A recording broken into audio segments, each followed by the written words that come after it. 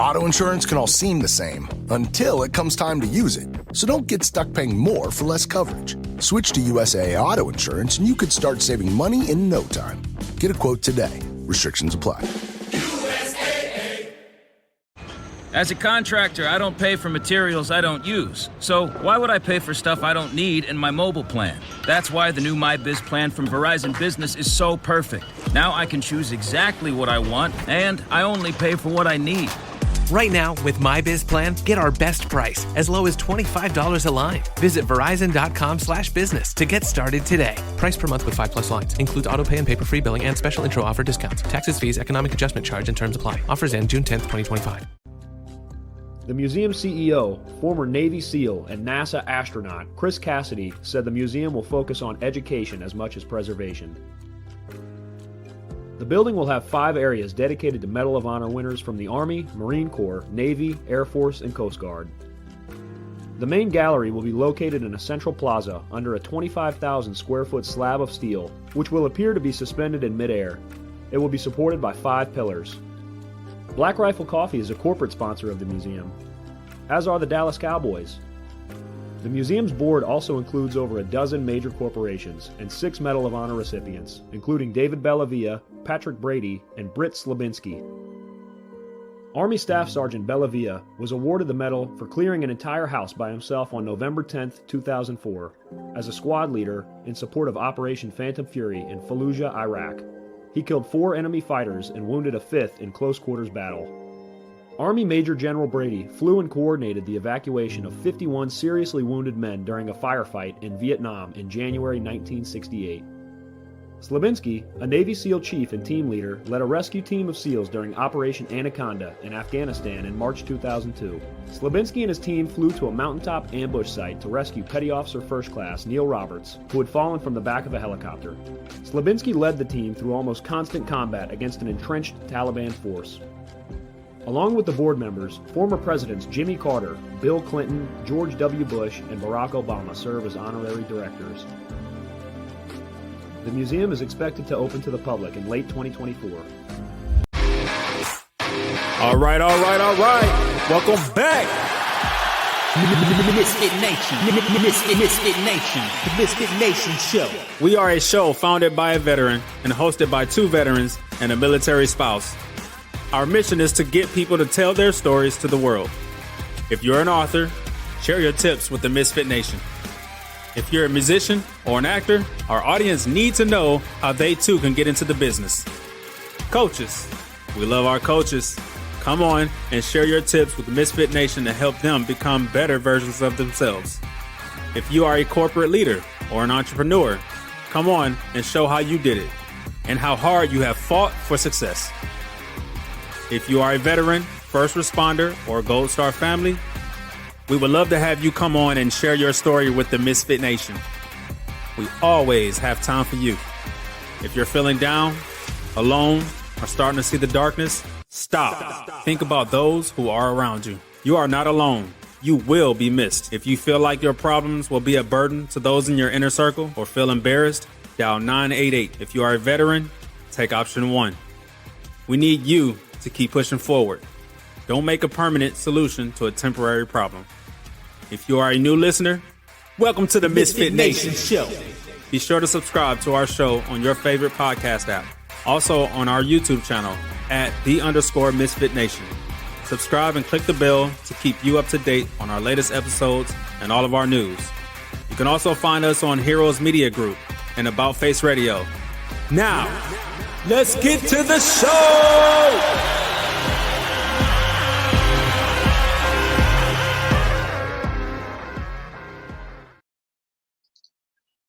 Good evening, Misfit Nation. It's Thursday. It's a Thursday night show. It's Steve. I'm here all alone tonight. I don't know how this is going to go, but we're going to play it through. Before we start, I just want to send out our heartfelt condolences and prayers to the families of the accident in Washington, D.C., the plane and helicopter crash. We lost a whole lot of people last night. Very sad to hear about that. And, just say a prayer. Be nice. Tonight we have Juan Espinoza. His story is one of resilience, transformation, and purpose. From a challenging childhood to the trials of military deployments to the heartache of divorce and struggle, to rebuild after personal loss, he's faced life's toughest battles. But rather than letting pain define him, he's used it to rise and get stronger and help others do the same thing. So without further ado, let me bring in Juan. Good evening, Juan. How are you? I'm feeling great. Thank you. Thank you so much for having me. I'm glad to be here. You are my first. I am solo. I've never been solo. My brother had a thing. He's like, Jake has a thing. So guess what? You're doing Tuesday, Thursday by yourself. I'm like, what? Sometimes you just got to do it. You just go for it. Why I not? said, I'm like, I'm nervous as all hell. He's like, you got this. Don't worry about it. So here we go. You just got to do it and roll in the fire. So how are you? You want to tell me a lot more about you besides what I just dropped down there? So I think a big thing for me, it's really when I wrote my book, I wrote it in 2 days with a bottle of whiskey and cried my eyes out. So I'm not an author. I'm just like, I felt that fire and I went to write my book. So with these podcasts and doing these, when I wrote my book, as well as just doing my speaking engagements, I'm just figuring it out. When you have your purpose, you're able to share it and be authentic. And that's what I'm doing. And people love when you're just being yourself. And this is what I'm learning to do, be myself. You have a book. You help a lot of people. Let me see. Stepping stones as a speaker, connecting with audiences and influencing people. Tell me all about that. So the big thing is we all have pain. It doesn't matter your Mm-hmm. demographic, your gender, your life. We all have a certain type of pain. And when you actually share that pain with the world or embrace that pain and see it as a teacher and think about what is it teaching me, that's when you'll grow. That's when you'll be inspired, and that's when you'll find your purpose. So I help people do that. I create that safe space where people are able to just share everything. I don't judge. A lot of the times, when I talk to people, it's they'll call me. Like a few weeks ago, I had an old coworker that called me, and she's like, well, she was actually way older than me. So hearing from her, I was like, wow, like that to me, it's surprising. But at the same time, she said, I have a lot of pain. I'm just tired of running from it. I was okay. Do you drink? She's like, yeah, let's go have a drink because you're probably going to need it, but you're going to feel way better after. And she told me she did. That's amazing. How did your military service shape your perspective on resilience and personal growth? So Talk about that. yeah. So I deployed, I was active duty Army. I was at 11 Bravo, a grunt. So failure is not an option for us. I deployed back in 2010, my first deployment to Afghanistan, Peshawar Valley, Kunar province. That was definitely like the heart of the war. I was 18 at the time. I went through a lot, but I realized that if we just take that one step, guess what? You're taking 2 steps, and next thing you know, you're running, right? And Right. you're pushing yourself beyond that limits. It builds that fire inside of you. It also makes you more resilient. Like, okay, well, if I can survive this, the next thing's not so bad. And then when you keep thinking about that, it plays a big factor. I deployed to Guantanamo Bay, Cuba in 2015. It was a very interesting experience because, when you go from Afghanistan, you go to Cuba, you think, okay, well, this is like, I call it more, people say it's a deployment. I called it my enjoyment. It was great.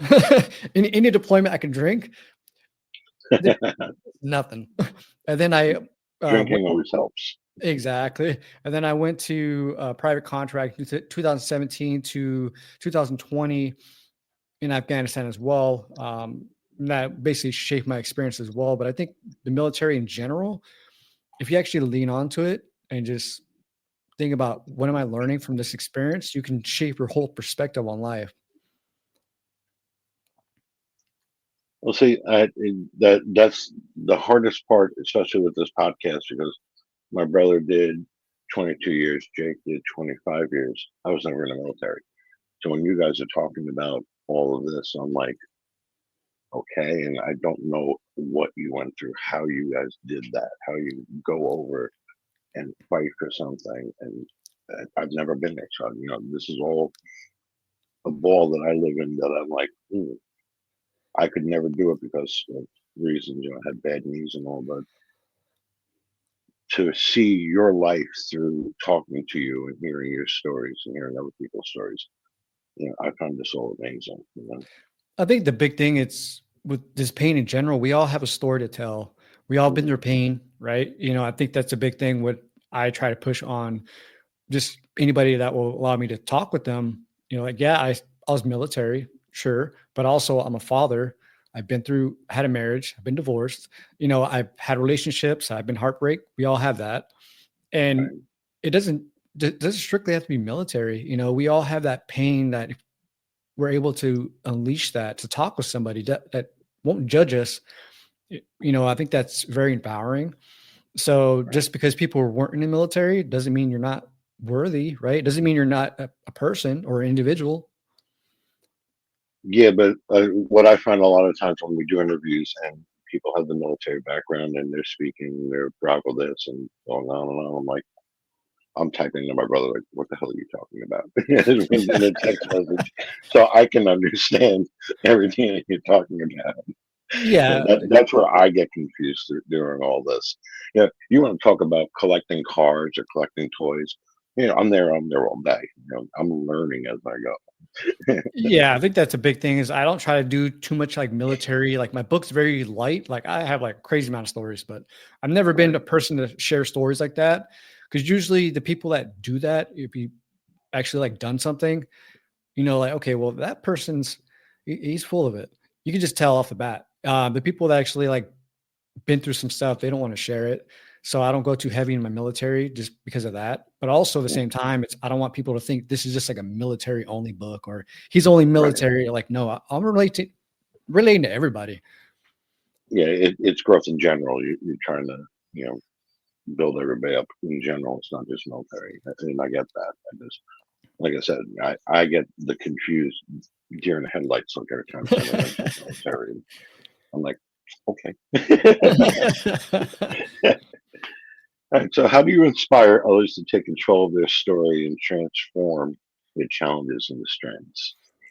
The big thing I try to get anybody I talk to when they actually want to, you have two people. You have people that say they want to do it and people that actually want to do it.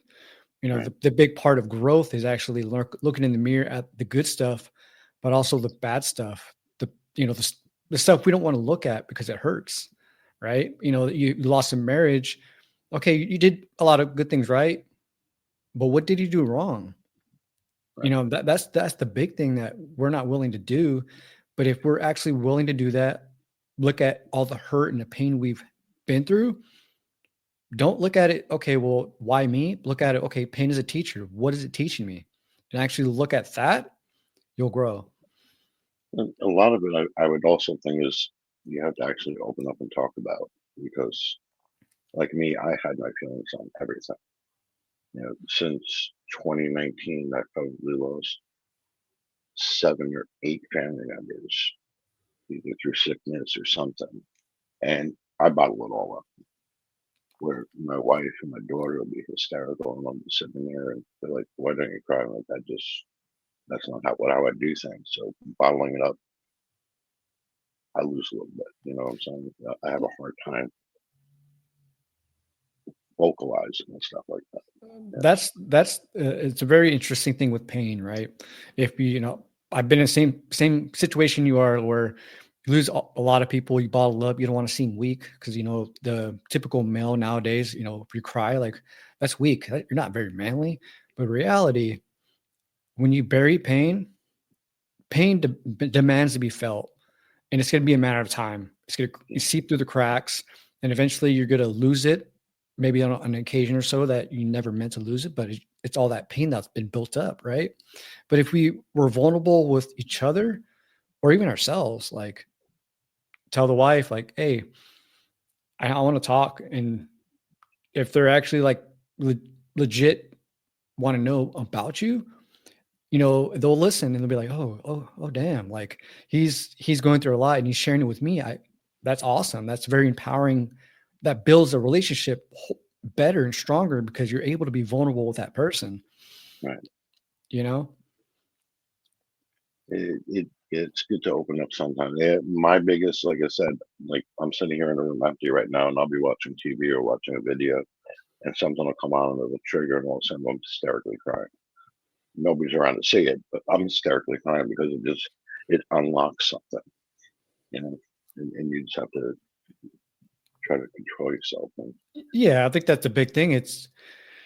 You're crying for a reason, right? It's that pain that we feel that we haven't addressed yet. So when, I'll watch a YouTube video of, a soldier returning, seeing his daughter and she's crying. I'm over here, grown ass man, I'm crying. I'm like, what? But it's all those TikTok videos. Exactly. Yeah. Every day. It's brutal, but I think when you look at it, you're crying because you feel that emotion, or maybe you missed that, or you didn't have that. But when you look at it from a different perspective, like, well, I didn't have that, but I'm here now. I'm here to provide, or I'm here to share these, moments with them. That's when you realize these are not like sad tears. These are happy tears. Mm-hmm. You just have to open up and get it out and spread it. Yeah. Being a father, how did it influence your perspective on life, pain, and purpose? That's a very interesting trial right now.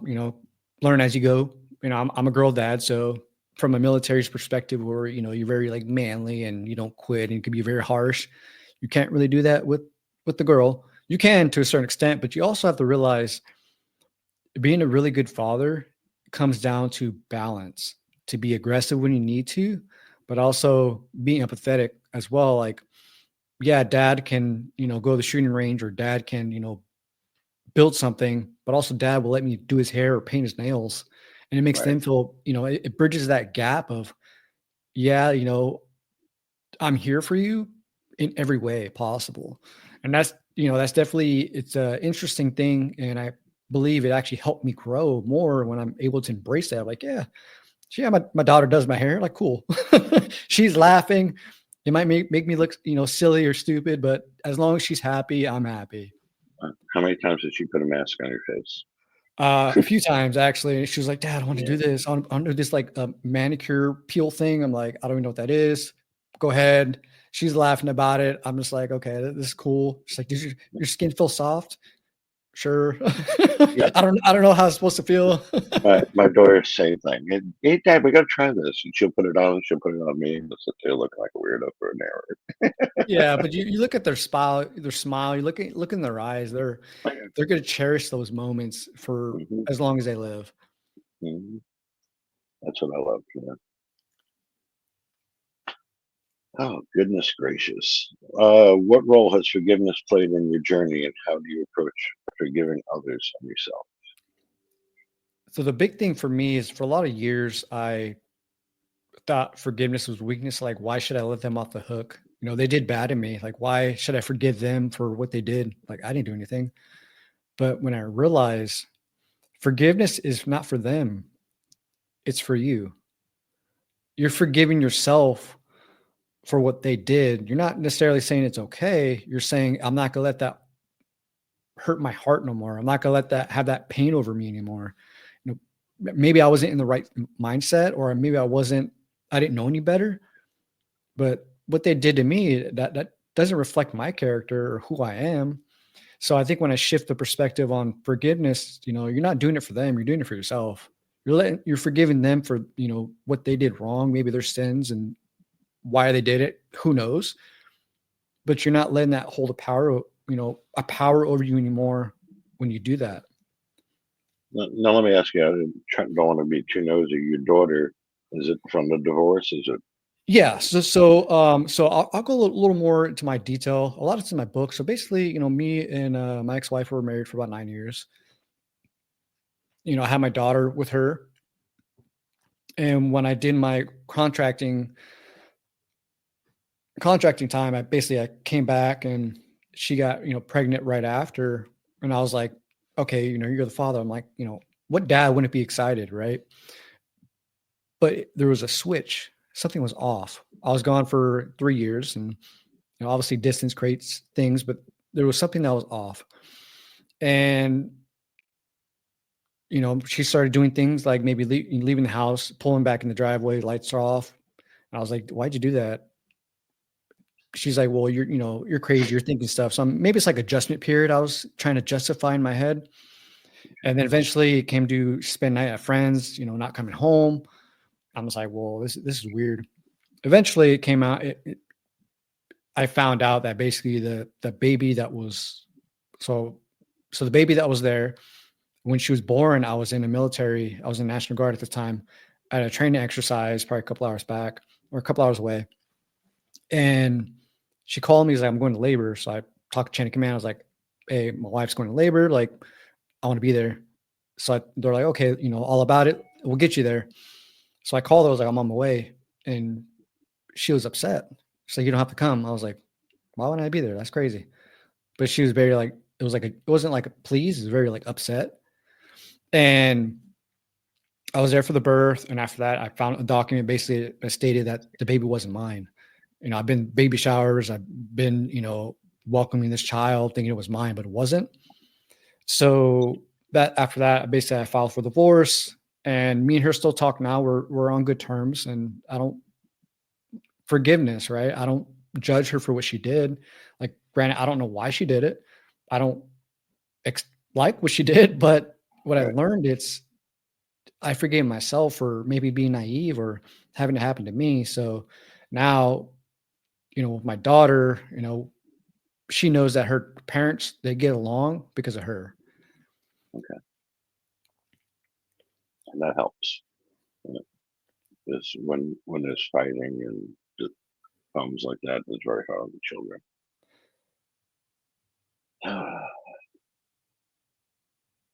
I'm sorry. Like I said, this is my first time alone. No worries. We're going to figure it out. No worries about it.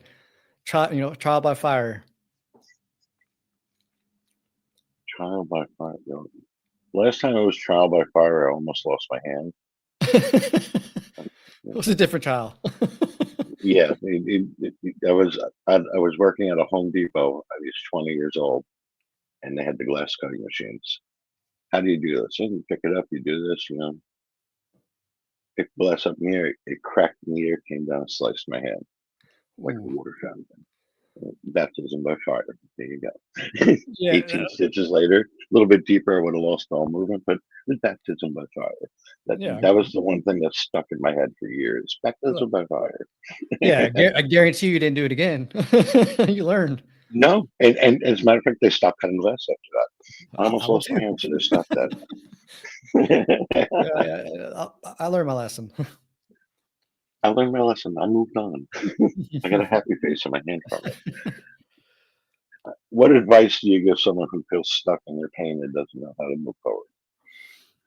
The biggest thing I tell people is to take a hard look in the mirror. Take a genuine hard look. Think about the things you did good, but also think the things that you did bad that you maybe can improve on, and write it down. When you have, let's say, a relationship issue or a work issue, write down, okay, this is what they said. This is what I said. This is how I felt. But why did you feel that? There's always that deeper pain that we're not willing to address. Once you realize, okay, I felt that way because I felt like I put so much work here or in this relationship that I don't feel respected or valued or appreciated. And look at, okay, how can I change that? We have the choice to change our lives. That's our choice. No one can do it for us. So that's a big thing, is write it down. You don't have to share it with anybody. You can burn it. You can save it. You can do whatever you want with it. But as long as you get it out your system, someone doesn't have that much power over you no more. Like, granted, every day is going to be a struggle sometimes, and you have good days and bad days. That's life. Life's not fair. That's just how it is. But the minute it comes out, you realize, okay, well, it's not so bad. She left me, but she wasn't really fit for me. She didn't value me, or I got fired. I didn't really like that place because my boss didn't respect me. So what I tell people, 2 questions. The first one I mentioned, but I'll say it again. So pain is a teacher. What is it teaching me? And the second question is, are you broken or unbroken? That's your choice. It's up to you. That's good advice. Even you were married. You said how many years now? You were married. I was married for about 9 years. Yeah, I'm on coming up on 27 right now, and every day it's different. You learn more about each other. You learn more about life and everything as you go every day. It's good, it's bad, it's great, it's horrible, it's all of the whole package, and you have to have and love that package. I That's think how I look at it. that's the big thing. It's like you're 27 years married. Like people that see like my grandparents, for instance, they're married for about 50 years. And I was talking to my cousins. I was like, you didn't think they had hard times? You didn't think they had times where they doubted, do I still want to do this? But guess what? They grew together and they trust each other and they value each other. So that's why they're still fighting. Yeah. Like I said, it's a step every day. It gets better, it gets better, it goes down, it comes up, and that's how you have to live life. You can't just expect it all to be hearts and flowers every day. Exactly. And the bad. Exactly. Yeah, I think a big thing with my brother-in-law, he always tells me, it takes 2 to tango, right? Mm-hmm. And with a relationship, it takes effort on both sides. Like you're not going to be anybody that says 50-50. I think that's crap. Some days you're going to be 80, they're going to be 20. The next day they might be 20, it might be 80. That's the thing. It's a balance. But at the end of the day, you're vulnerable with that person. They got me in the good times and the bad. I think that's it's that shoulder to lean on to. Today wasn't the day, and you got to cover that. Okay, no problem. Exactly. I think just being vulnerable with each other, you realize that vulnerability of knowing that you got me. I can cry to you if I have to. You're not going to judge me. You value me, and I think that's what makes relationships work. Right. Wow. We've been through a lot of chatting. That's a lot more talking than I've ever done on the show. Like I said, it really, like when I did my first podcast, I was like, I thought I sounded awful. I was like, this is so bad. Honestly, when I came out, I didn't listen to it. I was like, I remember being there, like, this is awful. And then I watched it. I was like, okay, it wasn't so bad. And then the next one, I was like, okay, this one's a little better. Then I watched it. I was like, okay, I can improve on this and that. So it's really, you just gotta do it. And eventually you're going to find that rhythm. Well, it's coming up almost a year that I'm doing it with somebody else. Me and my brother's friend Jake, our friend Jake, do it every Tuesday. My brother was doing Sunday, Tuesday, and Thursdays. And he's like, I ran the chat from and YouTube. He's like, you know what? Why don't you two just do a Tuesday? And then all of a sudden became a ToosDay Crue, and we started doing Tuesdays. But me and Jake work off of each other, and he'll throw questions, and we'll go back and forth. And we've never actually sat alone and done it. So 2 people on one, I'm good. 1-on-1, yeah, it's that shoulder to lean on when you're like stuck and wanting to ask a question, right? And Jake is the person that will talk 800 miles an hour, and he'll just wander off somewhere and just keep talking. Jake, you calm him down, and then you can get a question there or something. But I'm sitting there like. Yeah, now you can probably watch the episodes and be like, oh, I could do that. Like I could do that. I can maybe address my question that way. And it's always just growing and improving. Oh, yeah. Every Tuesday it's a different thing. And like I said, a lot of it is military, but like one time we had a guy, like I said, he was a baseball card collector and this, and I collect test trucks. I don't know if you ever heard of test station, like Exxons. I collect the trucks, and we were talking about that, and my brother said, that's the most animated I've ever seen you in a podcast. I'm like, hey, I knew what the hell we were talking about for once. I'm like, you throw military people at me. I'm like, I've never been there. I don't know. Yeah. I'm like, you and Jake talk to them and do that. That's great. Yeah, it's crazy when you speak to different demographics, right? So I had my second podcast that's actually live. I was the first male on a female-based podcast. So when I went in there, I'm just like, okay, well, I think my message is about pain is very inspiring. I think I can help anybody really. So we did the podcast and we killed it. I believe right now it's been out for like 4 days. It comes on the most views she had on probably any of her videos for any previous guests. So I think it's when you just connect with people and just start talking, like, we all have a story. Let's just talk it out. You might not be military, but guess what? You're a human being at the end of the day. Well, yeah, human being. I've worked retail for over 35 years, so I can tell stories and I can talk about things. But not everybody knows that kind of background and what you actually do every day. You were military, you do this, and I've worked at Home Depot and grocery stores, and right now I'm working at Jiffy Lube. I'm a manager there, and like I have to deal with this and this, and they look at me like, "How the hell do you do that?" Like, Yeah, how do you do what you did? It's a big thing. Yeah, I think it's a big thing is when you realize, okay, well, like I thought I did like cool stuff, and people were like, I don't know how you survived. Like I remember we did training probably a couple years back. I got back from my first deployment. It was we did it with the helicopter pilot that basically did a rescue mission for us. And she was like, I don't know how you guys did what you did. We're like, first of all, I don't know how you do what you do. Like, thank you. Don't thank me. You're flying this thing. I'm just jumping out of it. Yeah, exactly. But same thing with, like Home Depot or stuff like that. Like I don't retail, like I personally couldn't do it. I don't know how people do it. Honestly, I would lose my mind personally. I love talking to people, but that small drama, I can't do that. People walked up to me, how's your day going? I'm like, I work with the public all day. You tell me, and I just smile and I walk away. Exactly. I think that's the big Even thing. In the shop when they said, I'm like, I deal with people like you all day long. Yeah, when you get those complaints of something that's very small and very minor, like seriously, are you really upset about this? Like, the Karens or the Kevins, however you guys want to say that, that I lose it. I'm like, you're getting upset over nothing. Like, why? We actually talk about complaints. We had one come through, I think it was a week ago, because people can, after they get their work done, they can leave a comment, do a survey. And in our waiting room, we have a TV and we're allowed to play either game shows, Food Network, or the news. So I put on Match Game 77 from 1977, an old Bob Barker, game shows. And they're like, oh, the waiting room is so outdated. Like, you're here for an oil change. I'm not here to feed you breakfast. Sit there, look at your phone, for 10 minutes, your car's done. You're complaining about the TV and what's on the walls. And really? Yeah. Find the littlest thing to cry about is try to get something free out of me. Yeah, I think that's a big thing like that. Like, okay, you don't like it, maybe change your own oil. How about that? Watch your own TV. And then they're like, oh, the TV's too loud. I'm like, yeah, because you don't want to hear me talking about you outside while you're in there watching TV. Yeah, like, I'm not just screaming.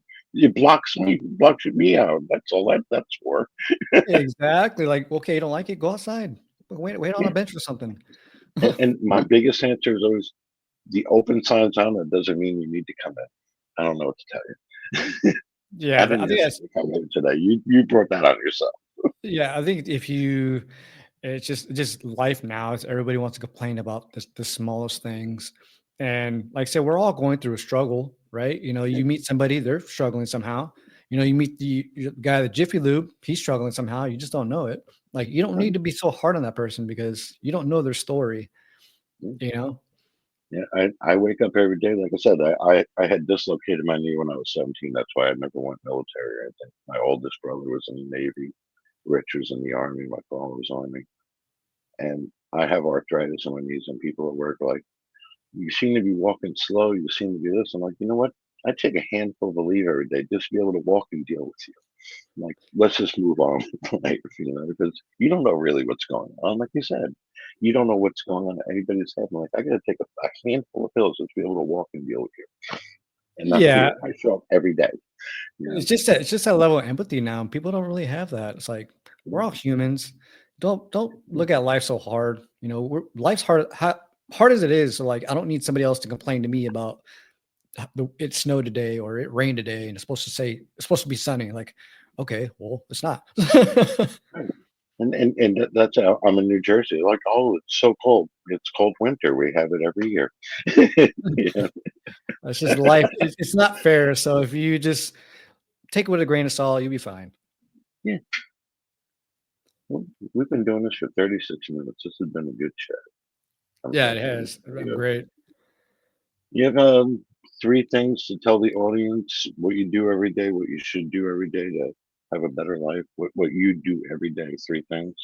The big thing for me, it's don't judge yourself too hard. You know, life's tough as it is. You don't need to add to that hard time or make it more harder than it needs to be. Like, life's not fair, but just be a little easy on yourself. It's okay.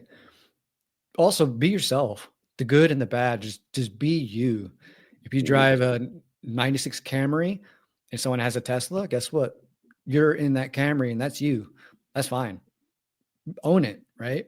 And also the big thing, it's just, you know, when you're looking at pain, address it directly, but also look at the good times, right? Look at the times where you made people laugh or you felt amazing just because you watched, maybe you collected some cards or you bought a new thing at Home Depot or you bought a new makeup. Embrace those times, you know, and I think it's a big thing. It's just, we all need to be authentic to ourselves. And when we do that, we'll be way more happier and we'll be able to grow. That's good advice. I like that. Well, I don't want to have to cut you off, but I have no questions coming in because I don't have all the screens my brother has. And we've chatted for 38 minutes. I'm thinking that's pretty good. You know, I don't want to get anybody that is listening bored with what's going on. So I want to thank you for coming in. I appreciate it. If you want to hang out, I'm going to do the closing and we'll talk a little bit, all right? All right, awesome. Thanks so much for having me. Thank you. Have a good night, everybody.